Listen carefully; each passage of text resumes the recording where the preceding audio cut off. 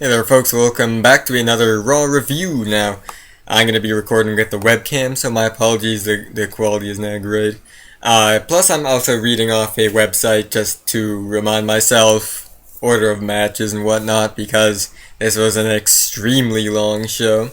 Anyway, we open the show with Vince McMahon returning to Raw, and John Laurinaitis makes his way to the ring.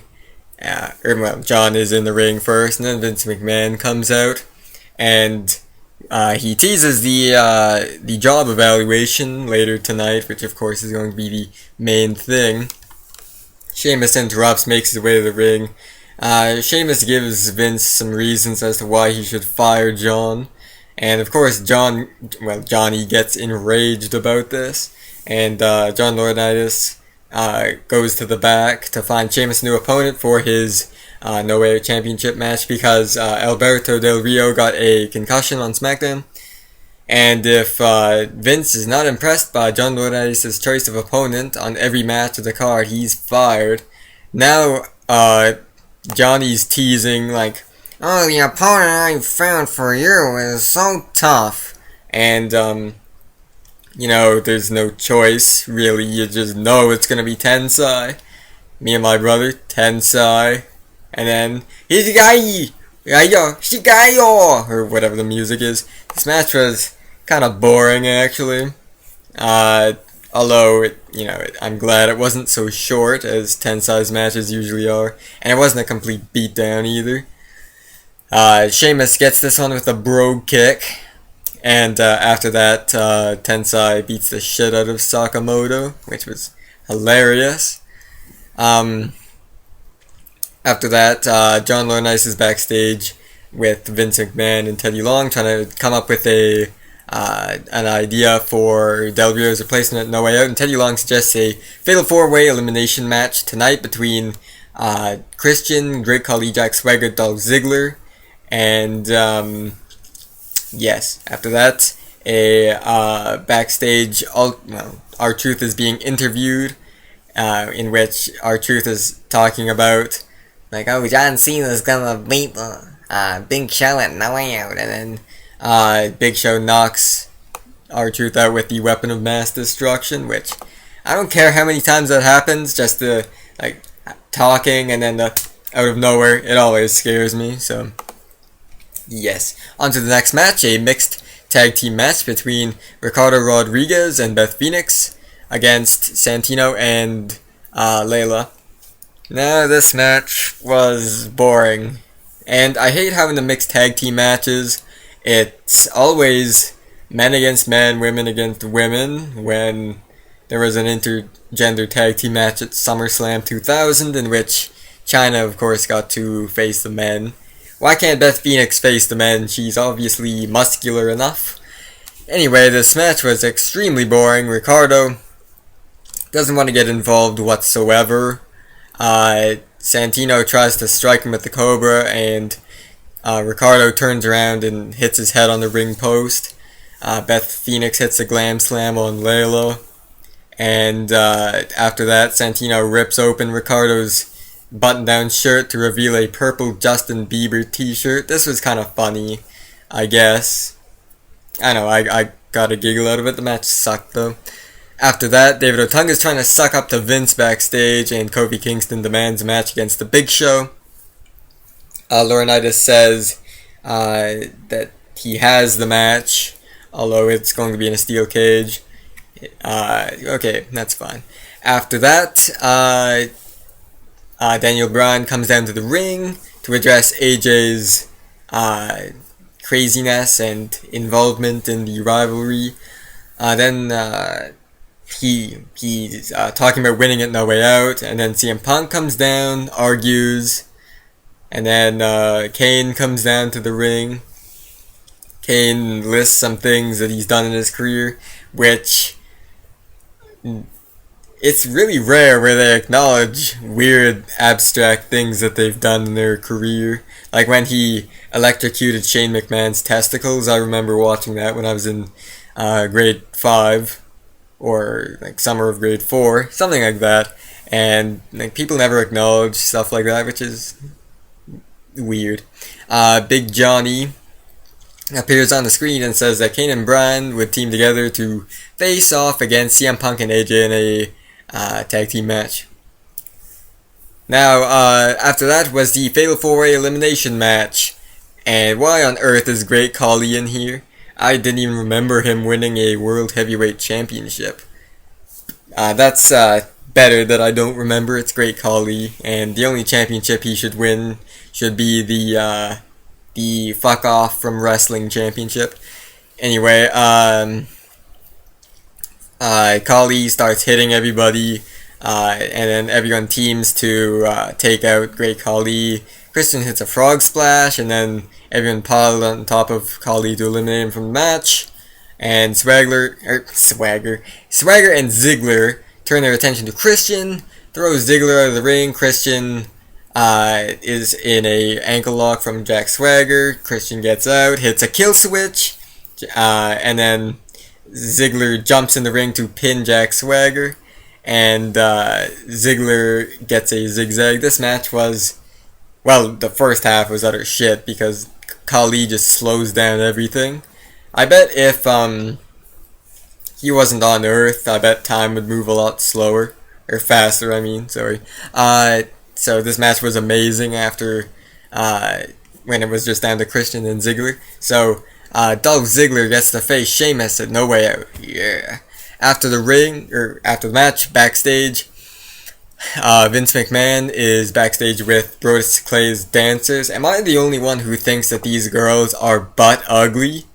Not from a racist point of view, but the one with darker skin is especially stinky. Anyway, they're both whining backstage because they want Brodus Clay on Raw as well. They're like, Anyway, Vince summons some music and spotlights which seem to come out of nowhere, and then he starts dancing. Then Zack Ryder appears, and Vince is like, woo woo woo woo. After that, Ryback appears. I don't think he's appeared on Raw yet, so... Sorry, I'm full of air. So I don't think Ryback's appeared on Raw before this, so... there we go. Two more jobbers. Why do they keep feeding him jobbers? This is annoying. Feed him some real fucking competition. Anyway, the two worthless bozos, Willard, Fillmore, and Rutherford Hayes. Why do these guys always have such retarded names? Anyway, it's the usual decimation of power bombs, clotheslines, and then the double shell shocked, and then that's about it. And backstage, Hornswoggle, who is the biggest waste of company resources, was backstage with Vince McMahon, and they were imitating JR, and Vince's impression was very funny. He put the hat on, all buckled, Stone Cold! Stone Cold! It was very funny. John Cena comes to Vince and tries to persuade him to fire John Laurinaitis, and vows to not interfere in the steel cage match tonight with Big Show and Kofi Kingston. And then Otunga tries to kiss some ass, and Vince said, nobody likes a man who kisses ass. Then the camera pans to William Regal, and then he said, no offense, because William Regal kissed Vince McMahon's ass a few years ago in the Kiss My Ass Club. Anyway, on to the steel cage match between Big Show and Kofi Kingston.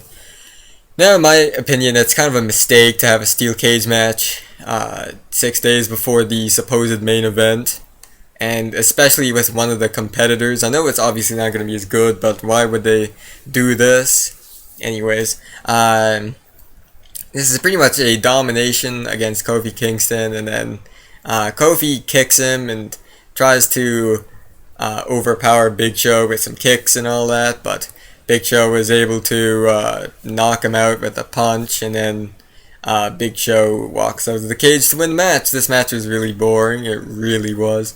Next match was Sin Cara versus Curt Hawkins. Now, these matches are kind of annoying in the sense that when Sin Cara comes out, it's going to be Sin Cara that wins, because he has to be shoved down our throats as if he's some great competitor, which, of course, he's athletic, but, all he does is aerial moves.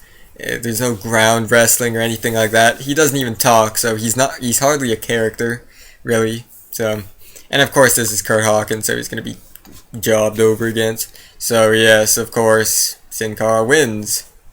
Backstage, Vince McMahon again is criticizing Daniel Bryan's looks and record-breaking loss at WrestleMania. Don't care about that. And Heath Slater gets to face a former star from Raw's past, and it was Vader. And yeah, I didn't expect it to be Vader at all. I thought it'd be like Hacksaw Jim Duggan, who people think miss him, or officials in the company think like, you know, we should bring out Hacksaw Jim Duggan. I mean, and I think the fans really deserve an appearance from Hacksaw Jim Duggan. Nobody gives a shit about Jim Duggan. Anyway, Vader did a very good job, and the crowd loved him. They were chanting, "It's Vader time," and "Vader, you still got it." Yeah, it was great.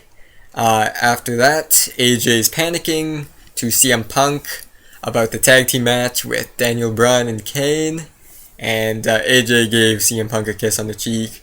I hate CM Punk, I really fucking do. Anyway, after that, it is the tag team match. Daniel Bryan and Kane against CM Punk and AJ. Now, Raw is so easy to call. I can predict what's going to happen most of the time, and I said, like, how long until CM Punk is thrown into AJ and an inadvertent tag was made? And lo and behold, the ref was saying that a tag was made. So yes, of course AJ gets into the ring, looks at Kane. She jumps into Kane's arms and planted a long makeout with him. And Kane's just stunned, tags in Daniel Bryan, leaves the ring. And yes, she manages to tag Punk, and kick to the head, and a flying elbow drop to win the match. I can't wait to see how this feud is gonna end. Excuse me, I'm so full of burps. Anyway, AJ's, got herself in quite an interesting storyline. She's not even the women's champion, or Divas champion, like it matters. Last thing is the job evaluation. Vince McMahon struts down to the squared circle with a bunch of security guards to call down John Laurinaitis, and Vince was about to say, "You're fired," but of course Big Show comes down, and Big Show talks about his ironclad contract. Big Show can do whatever he wants without repercussions. And then of course John Cena runs down, and John Cena's talking about their match at No Way Out, saying like, "Oh, you have no one left to blame anymore if I beat you." And then Vince, of course, decides to fuck the live crowd over, like, "I'm not gonna fire you now. I'm gonna wait till No Way Out, and if Big Show loses, then I'm going to fire John Laurinaitis on the spot." Of course. So then, Big Show starts to attack Cena, and then they're attacking them in the corner. Big Show goes to knock Cena out. Cena ducks, and Vince gets hit with a horribly played off blow. I mean, the camera had to shake all around, so you couldn't actually see how shitty the punch was, but you could tell. And John Cena's just sitting there as the credits roll. So this Raw was actually pretty good, although 3 hours seems unbearably long for a Raw. I don't know how I'm gonna deal every week unless the product gets much better, but this is my Raw review. Please click the thumbs up button if you enjoyed this, comment down below, subscribe up there. I review Raw, every pay-per-view by WB, and I'm probably gonna start reviewing all TNA pay-per-views now. Have a good day, folks. Thanks for watching.